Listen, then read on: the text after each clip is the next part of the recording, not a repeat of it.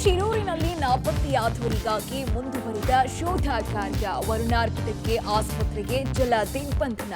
ಕೃಷ್ಣಾ ಹಾಗೂ ದೂದ್ಗಂಗಾ ನದಿ ತೀರದಲ್ಲಿ ಹೆಚ್ಚಾದ ಪ್ರವಾಹ ಭೀತಿ. ಚಿಕ್ಕಮಗಳೂರಿನಲ್ಲಿ ಮನೆಗೋಡೆ ಕುಸಿತ.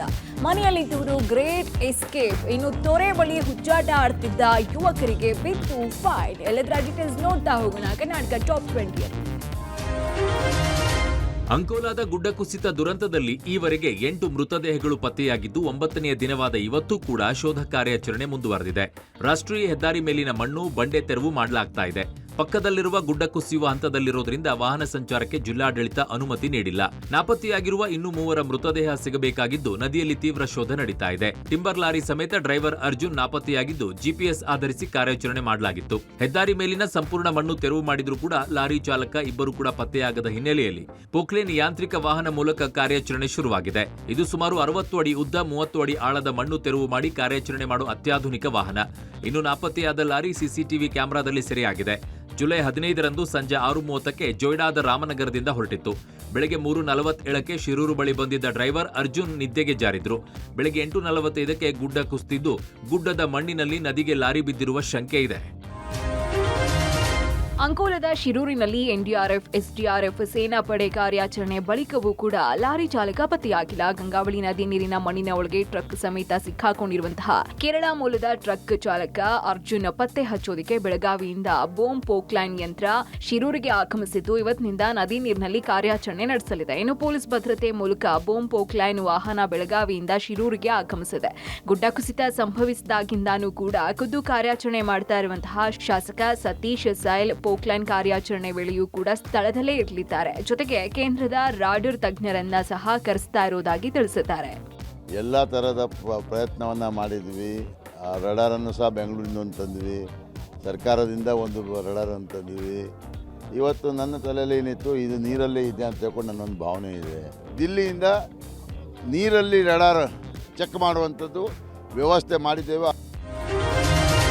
ಕಳೆದ 10 ದಿನಗಳಿಂದ ಬೆಳಗಾವಿ ಜಿಲ್ಲೆಯಲ್ಲಿ ಮಳೆರಾಯ ಅಬ್ಬರಿಸಿ ಬೊಬ್ಬರಿತಾ ಇದ್ದಾನೆ. ಈ ಪರಿಣಾಮ ಬೆಳಗಾವಿ ಮಹಾನಗರದ ಹಲವು ಬಡಾವಣೆಗಳು ಜಲಾವೃತವಾಗಿವೆ. ಗೋವಾ ಹೈದರಾಬಾದ್ ರಸ್ತೆಯ ಬಸವನ ಕುಡಚಿ ನಗರದ ಬಳಿ ಕೆಎಲ್ಇ ಆಸ್ಪತ್ರೆಗೆ ನೀರು ನುಗ್ಗಿದ್ದು ಆತಂಕ ಸೃಷ್ಟಿಯಾಗಿದೆ. ಇನ್ನು ಆಸ್ಪತ್ರೆಯ ಜನೌಷಧಿ ಕೇಂದ್ರ ಸೇರಿದಂತೆ ರೋಗಿಗಳ ಕೊಠಡಿ ಸಂಪೂರ್ಣ ಜಲಾವೃತವಾಗಿದೆ. ಇನ್ನು ಆಸ್ಪತ್ರೆಯಲ್ಲಿ ಸುಮಾರು 5 ಅಡಿಗಿಂತ ಹೆಚ್ಚು ನೀರು ನಿಂತಿದೆ.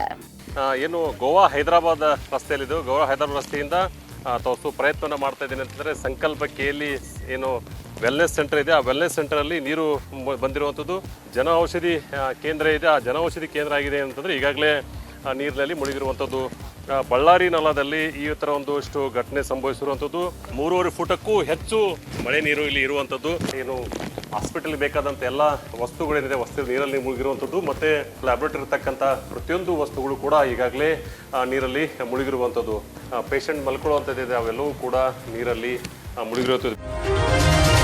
ಮಹಾರಾಷ್ಟ್ರದ ಘಟ್ಟ ಪ್ರದೇಶಗಳಲ್ಲಿ ನಿರಂತರ ಮಳೆಯಿಂದಾಗಿ ಕೃಷ್ಣಾ ಹಾಗೂ ದೂದ್ಗಂಗಾ ನದಿ ತೀರಗಳಲ್ಲಿ ಪ್ರವಾಹ ಭೀತಿ ಎದುರಾಗಿದೆ. ನಿಪ್ಪಾಣಿ ತಾಲೂಕಿನ ಹುನ್ನರ್ಗಿ ಗ್ರಾಮದ ಶ್ರೀ ಲಕ್ಷ್ಮೀನಾರಾಯಣ ದೇವಸ್ಥಾನಕ್ಕೆ ವೇದಗಂಗಾ ನದಿ ಜಲದಿಗ್ಬಂಧನ ಏರ್ಪಟ್ಟಿದೆ. ಹೊಲಗದ್ದೆಗಳಿಗೆ, ಗ್ರಾಮಗಳಿಗೆ ನದಿ ನೀರು ಲಗ್ಗೆ ಇಟ್ಟಿದೆ. ಕೃಷ್ಣಾ, ದೂದ್ಗಂಗಾ ನದಿಗಳು ಅಪಾಯ ಮಟ್ಟ ಮೀರಿ ಹರಿಯುತ್ತಿದ್ದು ನದಿ ತೀರದ ಪ್ರದೇಶಗಳತ್ತ ನೀರು ನುಗ್ಗುತ್ತಿದೆ. ಜನರು ಆತಂಕದಲ್ಲೇ ದಿನದೂಡುವಂತಾಗಿದೆ. ನದಿ ತೀರದ ಪ್ರದೇಶಗಳಲ್ಲಿ ಹೈ ಅಲರ್ಟ್ ಘೋಷಣೆ ಮಾಡಲಾಗಿದ್ದು ಕೃಷ್ಣಾ ನದಿಗೆ 1,70,000 ಕ್ಯೂಸೆಕ್ ಒಳಹರಿವಿದೆ. ದೂದ್ಗಂಗಾ ನದಿಗೆ 32,730 ಕ್ಯೂಸೆಕ್ ಒಳಹರಿವಿದೆ. ಚಿಕ್ಕೋಡಿ ತಾಲೂಕಿನ ಕಲ್ಲೋಳ ಗ್ರಾಮದ ದತ್ತ ಮಂದಿರ ಸಂಪೂರ್ಣ ಜಲಾವೃತವಾಗಿದೆ. ಕೃಷ್ಣಾ ಜಲಾನಯನ ಪ್ರದೇಶದಲ್ಲಿ ಜುಲೈ 27ರವರೆಗೆ ರೆಡ್ ಅಲರ್ಟ್ ಕಂಟಿನ್ಯೂ ಆಗಿದೆ. ಕಾಫಿನಾಡು ಚಿಕ್ಕಮಗಳೂರಿನಲ್ಲಿ ಗಾಳಿ ಮಳೆ ಅಬ್ಬರ ಮುಂದುವರೆದಿದೆ. ಭಾರಿ ಮಳೆಯಿಂದಾಗಿ ಅಲ್ಲಂಪುರ ಎಂಬ ಗ್ರಾಮದಲ್ಲಿ ಮನೆಗೋಡೆ ಹೊರಭಾಗದಲ್ಲಿ ಕುಸಿದಿದ್ದು ಗೋಡೆ ಹೊರಗೆ ಬಿದ್ದಿದ್ದರಿಂದ ಮನೆಯಲ್ಲಿದ್ದವರು ಪ್ರಾಣಾಪಾಯದಿಂದ ಪಾರಾಗಿದ್ದಾರೆ. ಮನೆ ಮುಂದೆ ನಿಲ್ಲಿಸಿದ ಆಟೋ ಸಂಪೂರ್ಣ ಜಖಂಗೊಂಡಿದೆ. ಜಗದೀಶ್ ಶೆಟ್ಟಿ ಎಂಬುವರ ಮನೆಗೋಡೆ ಬಿದ್ದಿದ್ದು ನಾಗೇಶ್ ಶೆಟ್ಟಿ ಎಂಬಾತ ಆಟೋ ಕಳೆದುಕೊಂಡು ಕಂಗಾಲಾಗಿದ್ದಾರೆ. ಸ್ಥಳಕ್ಕೆ ಅಧಿಕಾರಿಗಳು ಭೇಟಿ ನೀಡಿ ಪರಿಶೀಲಿಸಿದ್ದಾರೆ. ಇತ್ತ ಭದ್ರಾ ನದಿ ನೀರಿನ ಹರಿವು ಹೆಚ್ಚಾಗಿದ್ದು ನದಿ ಮಧ್ಯೆ ಸಿಲುಕಿದ್ದ 30ಕ್ಕೂ ಹೆಚ್ಚು ಜಾನುವಾರುಗಳ ರಕ್ಷಣೆ ಮಾಡಲಾಗಿದೆ. ಎನ್ಆರ್ಪುರ ತಾಲೂಕಿನ ಹೊನ್ನೆಕೂಡಿಗೆಯ ಸಾಲು ಆಲೂರು ಬಳಿ ಮೇಯಲು ಹೋಗಿದ್ದ ಹಸು ಎಮ್ಮೆಗಳು ನದಿ ಮಧ್ಯಭಾಗದಲ್ಲಿ ಸಿಲುಕಿದ್ವು. ಭದ್ರಾ ಹುಲಿ ಸಂರಕ್ಷಿತಾರಣ್ಯ ಸಿಬ್ಬಂದಿ ಸ್ಥಳೀಯರು ಬೋಟ್ ಮೂಲಕ ಕಾರ್ಯಾಚರಣೆಯನ್ನ ನಡೆಸಿ ಜಾನುವಾರುಗಳನ್ನ ದಡಕ್ಕೆ ಸೇರಿಸುವಲ್ಲಿ ಯಶಸ್ವಿಯಾದರು. ಮತ್ತೊಂದೆಡೆ ಮೂಡಿಗೆರೆಯ ಚಾರ್ಮಾಡಿ ಘಾಟ್ನಲ್ಲಿ ಅಪಾಯದ ಮಧ್ಯೆಯೂ ಪ್ರವಾಸಿಗರ ಹುಚ್ಚಾಟ ನಿಲ್ತಾನೇ ಇಲ್ಲ.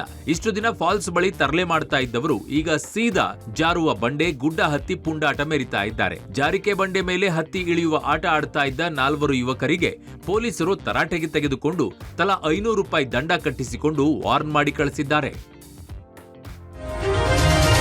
ಮಹಾರಾಷ್ಟ್ರದಲ್ಲಿ ನಿರಂತರ ಮಳೆಯಿಂದಾಗಿ ಬೆಳಗಾವಿಯ ಚಿಕ್ಕೋಡಿಯಲ್ಲಿ ನದಿಗಳು ತುಂಬಿ ಹರಿತಿವೆ. ಚಿಕ್ಕೋಡಿ ಜನರಿಗೆ ನೆರೆ ಜೊತೆಗೆ ಮೊಸಳೆಗಳ ಆತಂಕ ಹೆಚ್ಚಾಗಿದೆ. ನಿಪ್ಪಾಣಿ ತಾಲೂಕಿನ ದೂದ್ಗಂಗಾ ನದಿಯಲ್ಲಿ ಬೃಹತ್ ಮೊಸಳೆಯೊಂದು ಪ್ರತ್ಯಕ್ಷವಾಗಿದೆ. ತುಂಬಿ ಹರಿಯುತ್ತಿರುವ ನದಿಯ ದಂಡೆಯಲ್ಲಿ ಬೃಹತ್ ಮೊಸಳೆ ಪ್ರತ್ಯಕ್ಷವಾಗಿದ್ದು ನದಿ ಪಾತ್ರದ ಜನರು ಭಯದಲ್ಲೇ ಬದುಕುವಂತಾಗಿದೆ. ಮೊಸಳೆಯ ದೃಶ್ಯ ಸ್ಥಳೀಯರ ಮೊಬೈಲ್ನಲ್ಲಿ ಸೆರೆಯಾಗಿದೆ. ಇತ್ತ ಚಿತ್ರದುರ್ಗ ಹಾಗೂ ಬಳ್ಳಾರಿಯಲ್ಲಿ ಕರಡಿ ಕಾಣಿಸಿಕೊಂಡು ಜನರು ಕಂಗಾಲಾದ ಘಟನೆ ನಡೆದಿದೆ. ಚಿತ್ರದುರ್ಗ ಜಿಲ್ಲೆಯ ಹೊಸದುರ್ಗ ಪಟ್ಟಣದ ಸಿದ್ದರಾಮನಗರದಲ್ಲಿ ಕರಡಿ ಪ್ರತ್ಯಕ್ಷವಾಗಿದೆ. ಕರಡಿ ಓಡಾಡುವ ದೃಶ್ಯ ಸಿಸಿಟಿವಿಯಲ್ಲಿ ಸೆರೆಯಾಗಿದ್ದು ಹೊಸದುರ್ಗ ಜನರಲ್ಲಿ ಭಯ ಆವರಿಸಿದೆ. ಹಲವು ದಿನಗಳಿಂದಲೂ ಕೂಡ ಕರಡಿ ಕಾಣಿಸಿಕೊಳ್ಳುತ್ತಿದ್ದು ಕರಡಿಯನ್ನ ಸೆರೆ ಹಿಡಿದು ಕಾಡಿಗೆ ಬಿಡುವಂತೆ ಸ್ಥಳೀಯರು ಆಗ್ರಹಿಸಿದ್ದಾರೆ. ಬಳ್ಳಾರಿಯ ಮುದ್ದಾಪುರ ಗ್ರಾಮದಲ್ಲಿ ತಡರಾತ್ರಿ ಗ್ರಾಮದೊಳಗೆ ನುಗ್ಗಿದ ಜಾಂಬವಂತ ಆತಂಕ ಹುಟ್ಟಿಸಿದ್ದಾನೆ. ಗ್ರಾಮದಲ್ಲಿ ಅತ್ತಿಂದ ಇತ್ತಿಂದ ಅತ್ತ ಓಡಾಡುತ್ತಿದ್ದ ಕರಡಿಯನ್ನ ಕೊನೆಗೂ ಗ್ರಾಮಸ್ಥರೇ ಕೋಲು ಹಿಡಿದು ಊರಿನಿಂದ ಓಡಿಸಿದ್ದಾರೆ.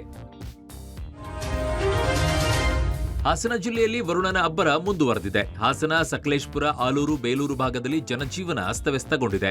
ವಿದ್ಯಾರ್ಥಿಗಳು, ವಾಹನ ಸವಾರರು ಪರದಾಡುವಂತಾಗಿದೆ. ಭಾರೀ ಗಾಳಿ ಮಳೆಯಿಂದಾಗಿ ಬೃಹತ್ ಮರವೊಂದು ಬುಡ ಸಮೇತ ಮಠದ ಮೇಲೆ ಉರುಳಿ ಬಿದ್ದಿದೆ.